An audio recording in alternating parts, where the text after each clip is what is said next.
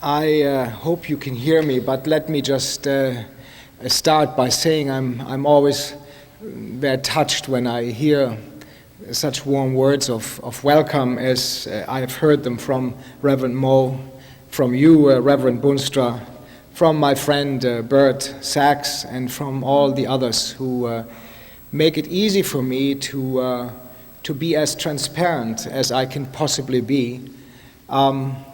It also pains me a little bit that I'm always speaking about an ugly subject in a very beautiful environment, like a church like this one.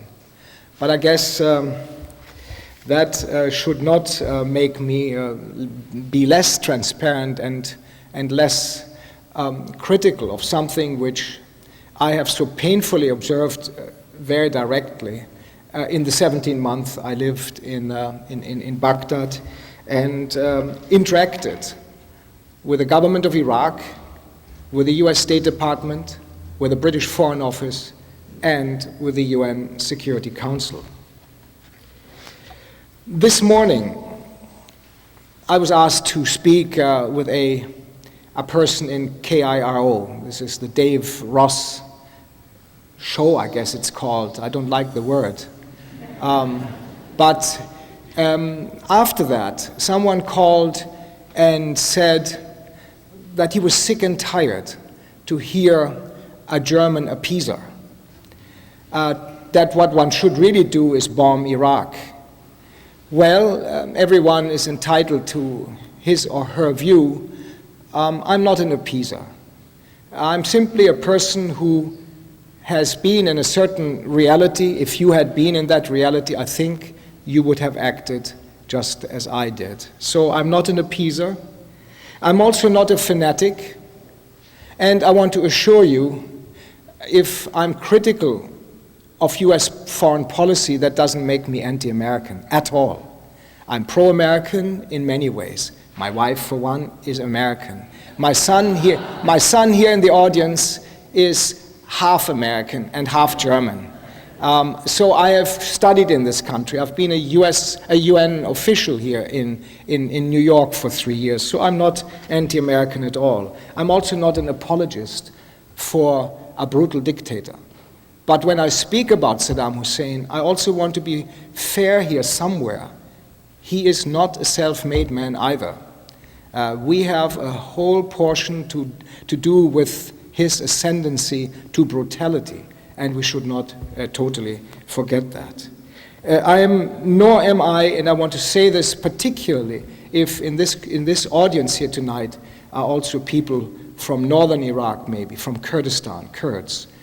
By not talking about the Kurdish issue doesn't make me insensitive to their very special circumstances. But this is only a fleeting moment that we have together, and I guess I must concentrate on Iraq and sanctions.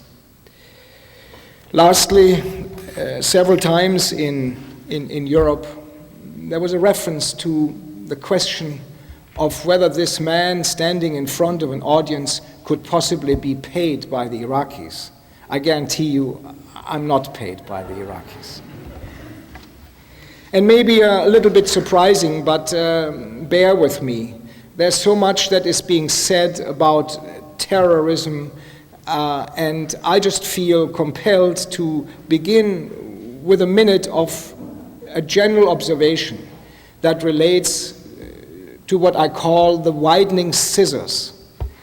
The widening scissors, I refer here to the widening gap between wealth and poverty. And I think that kind of a discussion is relevant to a discussion of terrorism and maybe even a discussion of terrorism and Iraq. But let me just say, in the 30 years, out of the 32 years that I was in the United Nations, I was dealing with poverty issues, with development issues, and therefore I'm very sensitive to that particular source of so much international conflict. And when you look at United Nations and other documentation and you see what really is a widening scissors a widening gap between, for example, the top 20% and the bottom 20% in our world, I think when we try, cool-headed as we must be, to analyze the causes of terrorism, we have to talk about and think about that aspect also. Because I firmly believe that sick minds, and sick minds are the ones that are involved in terrorism, have a very fertile ground on which they can thrive in poverty. And if we overlook that, I think then we are not finding a path towards a solution in trying to get out of this most extreme form of dissatisfaction, which is terrorism.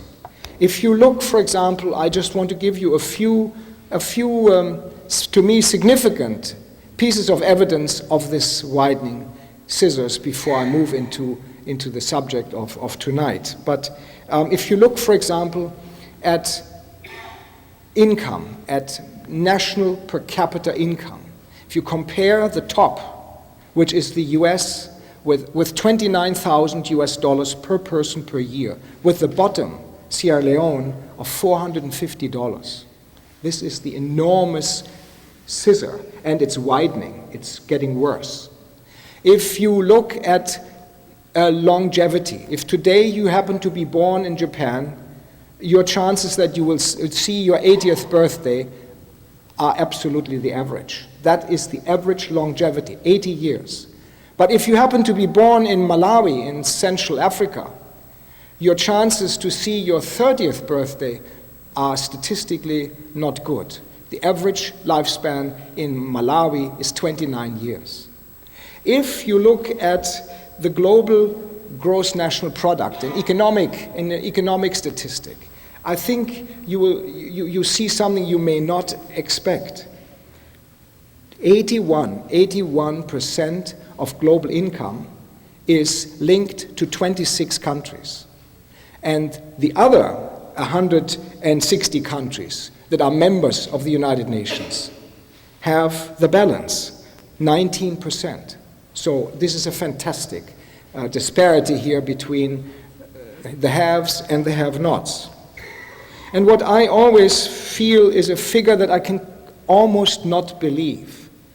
But you can read it and you can follow it in the annual UN Human Development Reports. Great documents to have, I encourage you to obtain, because they compare 170 plus, not all the countries, not all the 189 member countries of the UN, but most of them are compared in terms of economic indicators, in terms of social indicators, from crime rates in different countries to longevity and water supply and education. They're great. But if you look at the 1998 report, you see a figure which you probably think I'm inventing, but I'm not. It's simply passed on from the document. There were 357 billionaires in this world that owned 45% of global wealth. 357 individuals having 45% of global wealth, of the wealth of the earth, cash, liquid wealth in their pocket. Now, can there be a greater disparity than that if one compares this to the fact that there are 1.5 billion out of the 6 billion people that we are now on our globe who have less than $1 a day. 1.5 billion people having less than $1 in their pocket per day, 357 individuals who have 45% of global wealth. Now, with this kind of enormous disparity, one should not really be surprised that there is a sweltering ocean of dissatisfaction that at times then can translate into various forms of animosity, of hostility towards those who are more fortunate but have so much excessive wealth to live on. And my last figure here, which is again to me always a powerful reminder that we have to that we have to become simply a little bit more humble in our life, and that is when I read and reread that 9 of our industrialized countries spent in 6 days $690 million in dog and cat food, while 31% of children under 5 globally are malnourished. These are just a few examples that I think dramatically, to me at least, document the danger for the sort of things that we are seeing and have seen most recently on the 11th of September, because that is maybe an extreme manifestation, but there are many shades below that. And I hope that as our leaders begin to reflect on how and what they can do to get out of this sort of reality, that our response is more human security, less military security. Human security is what life should be about, and I hope our leaders understand that soon, better than they seem to at the moment. I want to start now my more specific observations on Iraq and sanctions by telling you that when it comes to this horrific savagery of the 11th of September, that any decent person anywhere, not just here in America, will feel angry, sad, and full of rejection for this atrocity. And in a way, we all, whether we are foreign or whether we are American, will feel American. The Europeans will feel with you as Americans. The Asians will feel with you as Americans. The Africans will feel with you as American. But I think we must not measure the tragedy of the 11th of September with a yardstick that is different from the yardstick with which we measure other tragedies around the world. And I would include here the tragedy of a criminally faulty foreign policy practiced by members of the UN Security Council, including your government. I'm sorry, I remind you here, anti-foreign policy doesn't make me anti-American, but I have to say that because it is a well-documented evidence of a wrong policy. So when it comes to Iraq, and some of the statistics that I will give you in the course of this evening, then I must tell you, I feel angry, I feel sad, I feel I must reject wholeheartedly. And in the context of Iraq, I feel Arab and I feel Iraqi. There's no other way.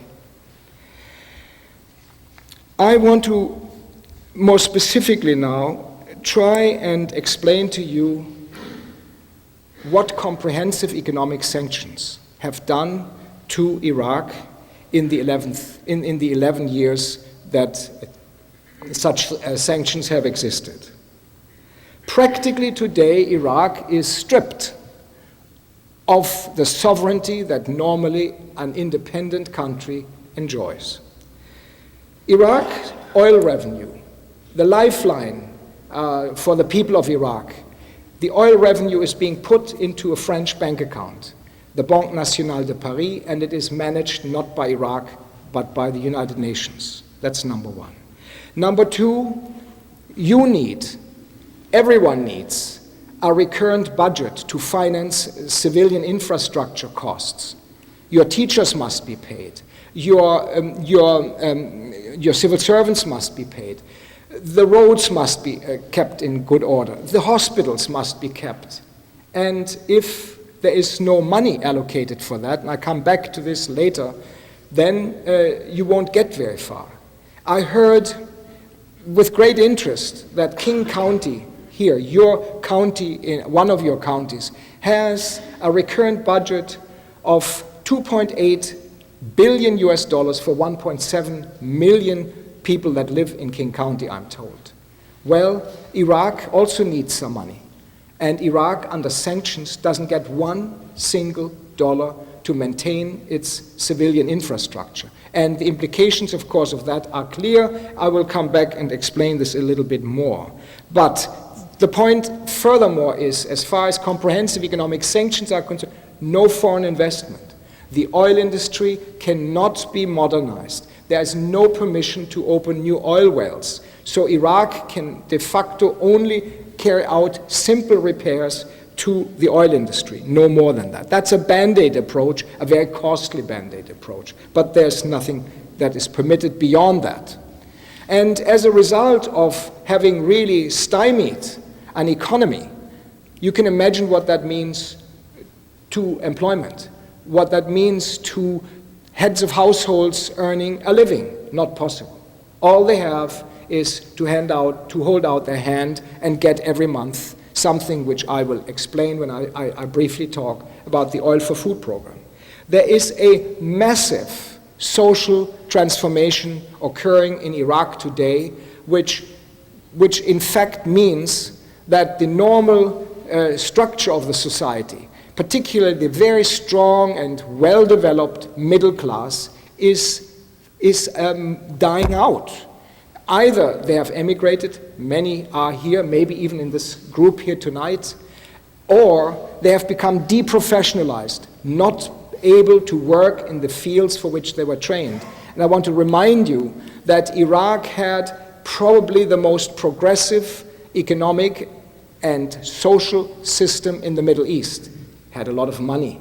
It could do things, and they did things. In fact, they did them so well that in 1987, Iraq was awarded an international prize by UNESCO for having successfully brought down illiteracy to a level of 20%. 80% of the Iraqis in 1987 knew how to read and write, and the progress was so strong that a UN body could honor Iraq that it had made such progress. In 1997, 10 years later, the illiteracy rate had climbed back up to 45%. And with the main victim, women, Iraq was proud that it had a gender balance, that boys and girls in equal measure could go to school, could learn, and could progress in life. That today is quite a different story. So with this development, with this trend, it couldn't be hidden for 11 years. The knowledge, also thanks to groups that came to Baghdad, came to Iraq, saw the situation, reported back. And I want to single out and make special mention of the fact that when I served and lived in Baghdad for the year and a half, there was no other nationality that came more often to Iraq than American citizens. They came to see. Bert Sachs here in the front row is just one example of a person who had the courage to come, to understand. So the Americans were very sensitive to this situation. They wanted to interpret. And as a result of that, changes did occur, and the truth about the conditions in Iraq gradually surfaced more and more. So I want to quickly allay the impression that this is such an overwhelming, huge political problem that an individual citizen of a country cannot make a difference. Yes, we can all make a difference. And I think you should not feel shy, even with this overwhelming attempt to muzzle. And muzzling, there is plenty. I've experienced it firsthand. In fact, the spokesman of the State Department, when I began to speak out, because I felt I was not just a manager, I also was an interpreter. James Rubin said, "This man in Baghdad is employed to work, not to talk." Well, I think we should all not accept something like that. We must talk when we recognize something as faulty and as punitive as the comprehensive economic sanctions. The point I want to make is that under increasing pressure from some governments, for example, the Malaysian government, strong opponent to this kind of approach, but also from public groups, like groups in this country, gradually the US and British foreign officers were cornered and had to come up with something new. What could that something new be? So here, there was reference made already in the introduction, the term smart sanction came forward. It's not a new term, but it came for the first time last June as far as Iraq is concerned. And as you can imagine, fertile minds quickly reacted saying, well, if they now, after 11 years, introduce smart sanctions, what were the sanctions during the previous 10 years or so? And you can give it any name, the fact was that they were very punitive and very wrong and punished the wrong party. So smart sanctions became the new slogan, and it looked good. And initially I thought, here is maybe a chance for some more humane approach. How wrong was I? And I want to tell you why. Because the initial impression, and what one still reads, is that smart sanctions as proposed by the UK and supported by the US meant a freeing of all the restrictions on the import of civilian goods into Iraq. That sounded good and an acceptable and a good development. Not at all what I wanted to see, and that is a kickstart of the Iraqi economy, a return for the Iraqis to fend for themselves and to understand again what self-realization means. The Universal Declaration of Human Rights has that provision, a right for people to realize their full potential. Article 26 of the Universal Declaration of Human Rights. Not possible under the present circumstance. So that would not have been possible even under the smart sanction proposals, unless you are really giving a chance for the Iraqi economy to function again. Under smart sanctions, that is not possible. Under smart sanctions, foreign investment is not possible. Under smart sanctions, the rehabilitation and modernization of the oil industry is not possible. So the basic parameters of the earlier comprehensive economic sanction regime didn't change. Until this moment, what I've said so far, I don't think the term malicious would be apt to describe the smart sanction proposal. The malicious part comes in when you read on, very rarely actually reported, and that is that Iraq's borders with Turkey in the north, with Syria, with Jordan, with Iran, and of course with Saudi Arabia and Kuwait would be hermetically closed. No more export of illegal oil outside. Well, if you hear this, you will say, great, this is fine. That's how it should be. Why should Saddam Hussein have the right to smuggle oil out? Well, you heard me earlier explain to you that that government doesn't get a penny for recurrent costs, for financing of the civilian infrastructure. And when you have that, this was a punitive, deliberate act because it was the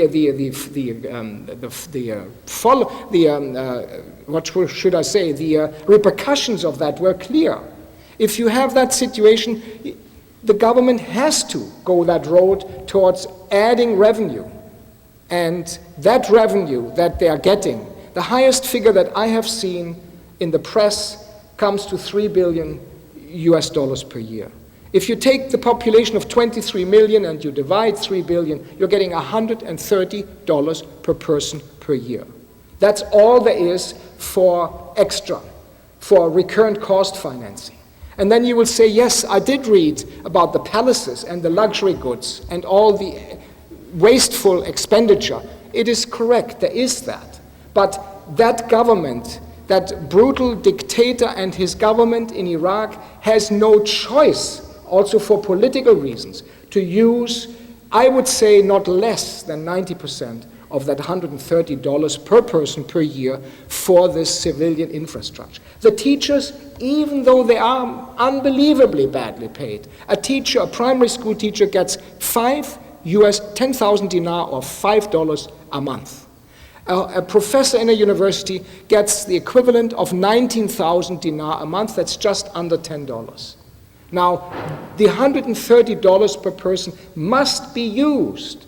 Otherwise, this has severe implications. The nation will collapse completely. It's already near a collapse. But if you don't use this, then it will be even worse. So if you deprive Iraq from that income, then you are strangulating the Iraqis further, and the malicious part comes in when the UK explains if the Iraqis continue to suffer after we have introduced smart sanctions, it's entirely the fault of the government. Now, the government can be blamed for many things, but increasingly the external side can be blamed for more. And when it comes then also to be so dishonest as pretending that you're trying to do something for the people, while in fact you are making it worse for the people, then I think we have a very serious situation, and I have to, of course, prevent such smart sanctions from being adopted. And for once, the Russians boycotted. They vetoed. There is not often a veto in the UN Security Council when it comes to Iraq, but on this one, the Russians stalled and it failed, and I hope this smart sanction proposal will never ever see the daylight again. But we will soon see what happens. I had 2 weeks ago with the Russian ambassador a meeting in New York. He said to me, it most likely we will go the easy way, and that is have a technical resolution that will simply extend the oil for food program for another 6 months.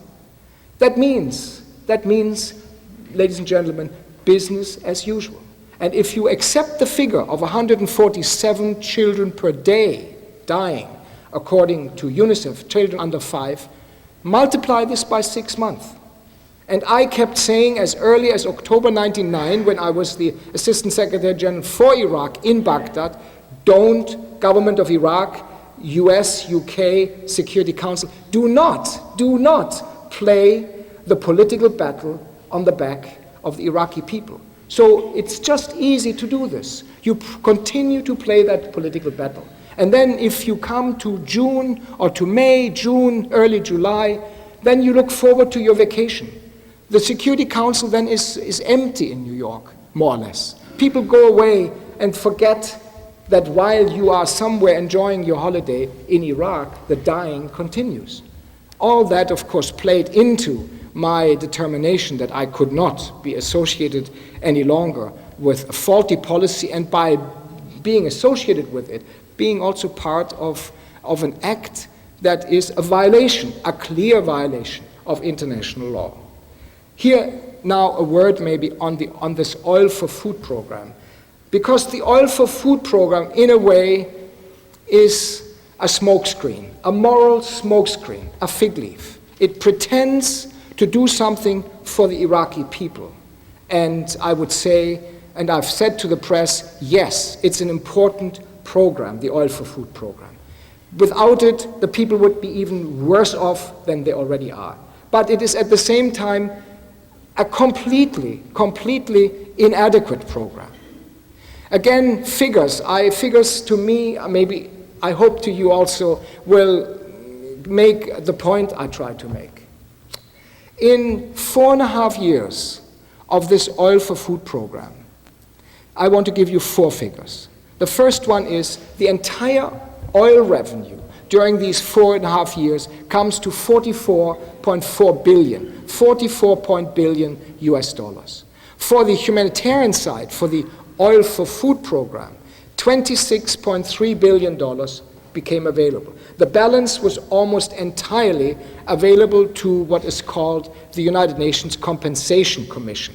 That's an amount that is a commission in Geneva which gets this funding 30 cents out of the US earned oil dollar and uses it to defray claims made by governments, by companies, and by individuals who feel that as a result of the invasion of Iraq into Kuwait, they were victimized. So that money is already taken out from getting to meeting the needs of the Iraqi people. So that means that's the difference between $44.4 billion and $26.3 billion. Now, that amount of $26.3 billion, if it had been entirely spent on humanitarian supplies, would have meant, quite a sobering figure, I think, 220 US per person per year in humanitarian supplies. That's all. But what actually has arrived during that period from December 96 to July 2001 is half of it, 13.5 billion. And that translates into a per capita figure of, and I call this, and you understand why, the $119.70 scandal, because it is clearly a scandal. $119.70 is the entire amount that the Iraqi civilians got as benefits under the Oil for Food program per year per person. And that is for what? That is not an amount in the pocket. This is for food, for medicines, for water, for sanitation, for agriculture, for electricity, and for education. That is nothing. So how I can each time I say what I say to you now, I get really upset. On the 5th of December last year, the US ambassador to the Security Council goes before the Council and says the US government is satisfied that the Oil for Food program meets the need of the Iraqi people. You can read it. It's a public document. $119.70 is enough to meet the needs of the Iraqi people. I can't comprehend this. And what is often forgotten, and I'm sure in a church is appreciated, is that life, and we kept saying this again and again, my UN colleagues and I, life is not just about meeting physical needs. What about non-material needs? What about spiritual needs? That was spiritual needs, you better not mention it, because you would have been considered as even more blue-eyed and naive as I already was considered when I started to speak out and protest. Non-material needs about, I mentioned, self-realization, dignity, no chance. To work for your living, to have the feeling that you get a maximum opportunity to develop your human person as is enshrined in the Universal Declaration of Human Rights, no chance, absolutely impossible. But it was, even if you just looked at it narrowly, about physical needs, what is $119.70? So very upsetting, the inadequacy of this program, and also associated with this, dishonesty, straightforward dishonesty. The press reported Iraq, the oil ceiling has been lifted. Iraq can pump as much oil as it wants. And if it doesn't do that, you see, it is simply because they don't care about their own people. What was not said is, and you can check it if you don't believe, you can go to the internet, you can see the oil production figure for Iraq before and after that oil ceiling was lifted, and you will see no change, because it cannot change. The oil industry, according to the oil missions that we had every year, international missions, led by even a British, very interesting. A British came to Iraq, led the oil mission, and the conclusion year after year was the same. The Iraqi oil industry is in a dangerous state, and many of us, including myself, felt surprised that there hasn't been a major environmental catastrophe involving the Iraqi oil industry. And if you look at the oil flows, haven't changed. Exports between 2 and 2.2 million barrels a day. That is all. So oil ceiling removal was meaningless. They could say that because they knew that the Iraqi oil industry could not possibly produce more. So we are stuck with a very poorly implemented, because neither the government of Iraq initially, nor today the British and American governments want to see that Oil for Food program running well.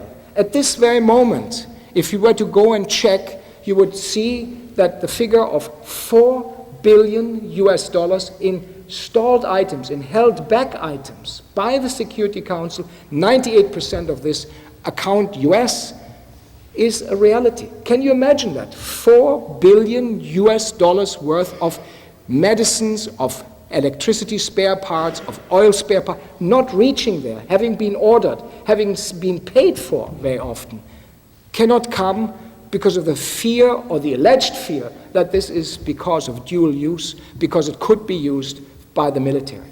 And sometimes it gets so ridiculous that one can laugh even when the circumstances are so serious. You probably have heard the most extreme case is the pencil story. Pencils were stopped from coming to Iraq because they contain graphite. And graphite you can use to make bombs. How many pencils do you need to make a bomb? So it becomes ridiculous, but it's not ridiculous. It is punitive. Everything, I could spend an hour to show you how punitive every aspect of this treatment of Iraq is, including holding back 30 cents out of each oil dollar earned. That money was needed badly, particularly in the initial phases of the Oil for Food program, when there was a cap. Indeed, there was a cap. The cap was $2.2 billion. Out of that, they took 30%. What the net was $1.3 billion for 6 months. That's nothing. That is a pitiful figure that is not even remotely able to meet the minimum physical needs of the country. So punitive.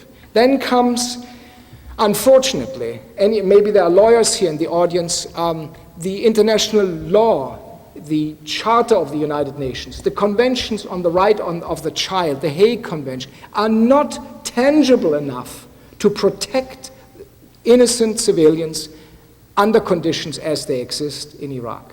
And when you have, for example, Article 39 of the UN Charter, which is the basis for imposing sanctions, you read there, a country can be awarded sanctions, can be punished with sanctions when there is an act of aggression or a threat to international security. That wording alone is intangible. What constitutes an act of aggression? What is a threat to international security? Different interpretations. But the power in the UN Security Council is the US. And it is, some people facetiously say, this is no longer the UN Security Council, it's the US Security Council. So this determined how one interpreted that international law. And it was the Canadian Foreign Minister, the former one, Lloyd Exworthy, who reminded the UN Security Council, saying the international sanctions should be implemented in accordance with international objectives and not in accordance with national interests of individual member countries. He was kind, he said countries. He should have said country, because it was the US that was the determining voice. It's a fact. This is not a biased value judgment, it was a fact. And we know very well how many cowards there are in the UN Security Council. In December of '98, when the new Iraq resolution was decided, China, Russia, and France, all three, didn't do what their integrity should have demanded them to do. Why not? China wanted to get into the World Trade Organization. Russia had Chechnya around their neck, and France was a member of NATO. So all of them, for extraneous reasons, as far as Iraq was concerned, decided to not do what their sense, what their conviction, their knowledge demanded, and that is to veto the proposal for a new UN resolution on Iraq, which in the Middle East, people started saying, do you know this saying, which is, a mountain became pregnant and a little mouse was born. That little mouse was Resolution 1284 of December '98, which was not only a little mouse, but it was a dead mouse because it was never implemented. So here we have international law that is not tangible enough to protect a situation like in Iraq from misuse. And on top of it, and maybe that suffices then to show you how punitive this whole approach is. In the last 11 years, the procedures of the UN Security Council have changed. There's an ambassador who was the president of the Security Council who did an analysis, and he came out with the following findings. In the beginning, the meetings in the Security Council were considered public meetings, which means that every member government who wishes to sit in and listen and react could come and do so. The rules changed, and today, since quite a few years, the rules are informal. The meetings are considered informal meetings of the Security Council when it comes to Iraq. And that means only the 15 members of the Security Council can attend these meetings, which also explains why when I came to New York to brief the UN Security Council, in the beginning I couldn't quite understand why each time Iraqi diplomats would mill with other diplomats outside the chambers of the Security Council.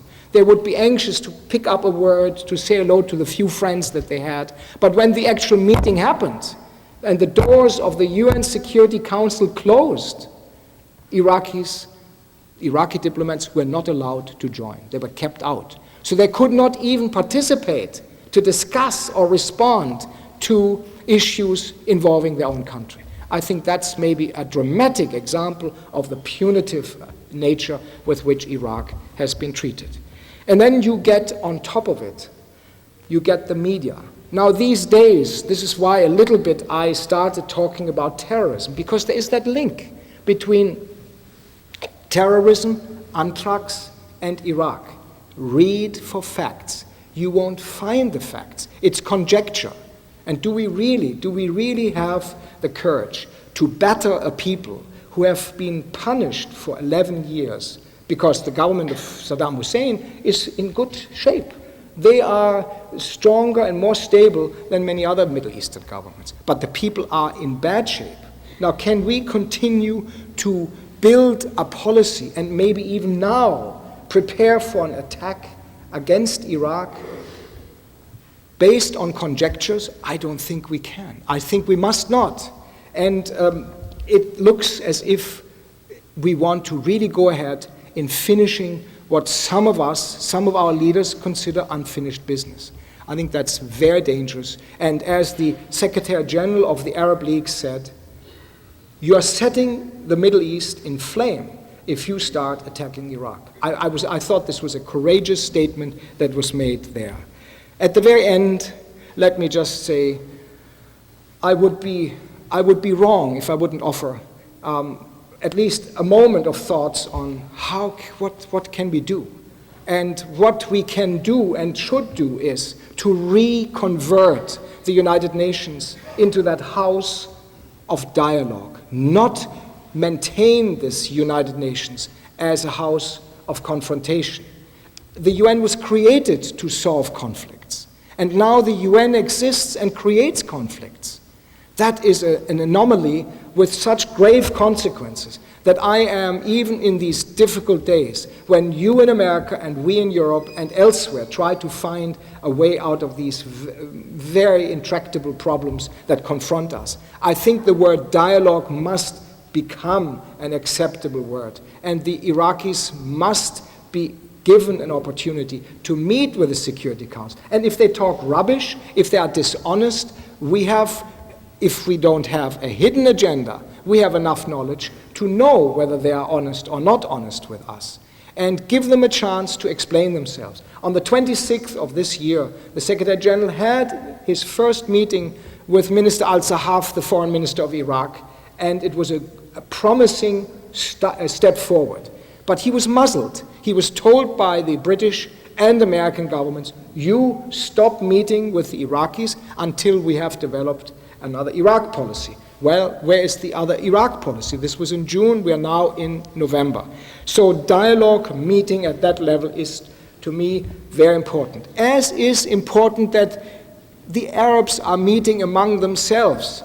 King Abdullah of Jordan and the Secretary General of the Arab League, Dr. Amr Moussa, have been appointed to be negotiators, reconciliators, if you want, between Iraq, Kuwait, and Saudi Arabia.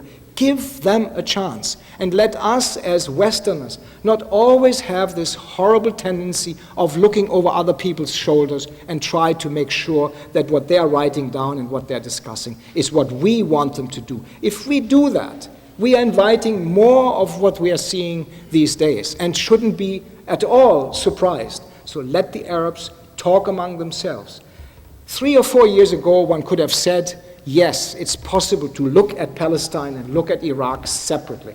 No more possible. Today, these two things are inextricably linked, and the Middle East peace process must involve both, but as a forerunner to hopefully an eventual dialogue with Israel also. Israel cannot be ignored, mustn't be ignored. But at this point, it becomes there must be an opportunity for the Arab governments to meet among themselves. And lastly, there has to be also an intra-Iraq dialogue between the Kurds in the north and those who live south of the line of control and the Baghdad authorities. The Shias and others, minorities, must talk. And the Shias, sorry, they are not a minority. In fact, they are the majority.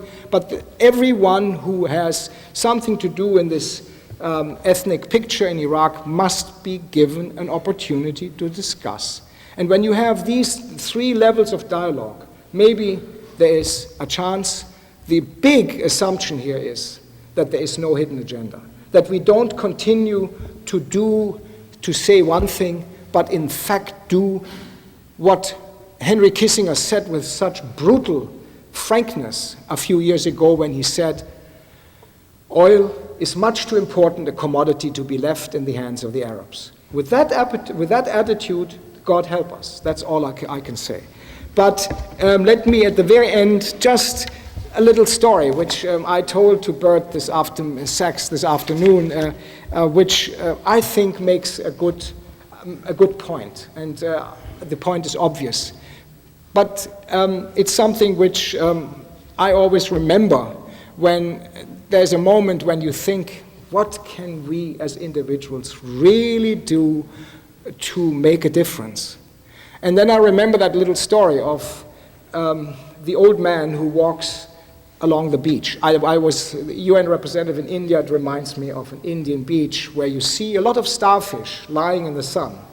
And the sun is brutal. The sun kills the starfish unless the starfish has a chance to find water.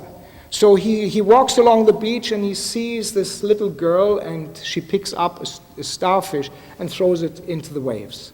And he goes to her and he says, well, what are you doing? She says, I'm just throwing this back in the water. The brutal sun will kill the starfish. He said, but there are thousands of starfish here on the beach. This is not going to be very helpful. She takes another starfish and she looks at the old man and she throws it into the water and she says, it made a difference to this one. Thank you very much.